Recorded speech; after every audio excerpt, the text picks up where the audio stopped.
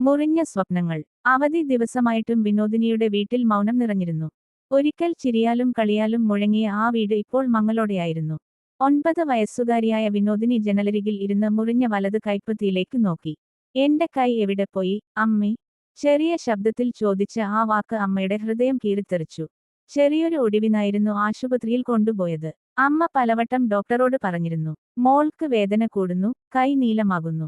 പക്ഷേ ഡോക്ടർ രാജൻ അവഗണിച്ചു. പ്ലാസ്റ്റർ ഇട്ടാൽ അങ്ങനെ തോന്നാറുണ്ട് എന്ന് പറഞ്ഞ് അദ്ദേഹം അമ്മയെ സമാധാനിപ്പിച്ചു. പിന്നീട് വേദന സഹിക്കാനാകാതെ പ്ലാസ്റ്റർ നീക്കം ചെയ്യുമ്പോഴേക്കും ഗാംഗ്രീൻ പിടിച്ചിരുന്നു. ജീവൻ രക്ഷിക്കാനായി വലത് കൈ മുറിച്ചു മാറ്റേണ്ടി വന്നു. അമ്മേ, എനിക്കിനി പാവക്ക് ഉടുപ്പ് തിന്നാൻ പറ്റുമോ? അമ്മയുടെ കണ്ണുനീർ മറുപടിയായി വീണു. അടുത്ത ദിവസം ആശുപത്രിയിൽ കോപം നിറഞ്ഞ ജനക്കൂട്ടം. വാർത്താ ചാനലുകൾ ക്യാമറകൾ മുന്നോട്ട് നീട്ടുന്നു. ഡോക്ടർ രാജൻ തല കുനിഞ്ഞ് നിശബ്ദനായി. ഒരു നിമിഷത്തെ അശ്രദ്ധ. ഒരു കുഞ്ഞിന്റെ ഭാവി തന്നെ തകർത്തു. ഡോക്ടർക്ക് അവളുടെ കൈ തിരികെ കൊടുക്കാൻ പറ്റുമോ? അമ്മയുടെ ചോദ്യത്തിന് മുന്നിൽ എല്ലാം മൗനമായി. മുറിയുടെ മൂലയിലിരുന്നു വിനോദിനി. ഇടത് കൈകൊണ്ട് മുറിഞ്ഞ പാടിൽ സാവധാനം തലോടി. ചിരിക്കാൻ ശ്രമിച്ചെങ്കിലും ആ ചിരി ഇനി മടങ്ങിയെത്തിയില്ല.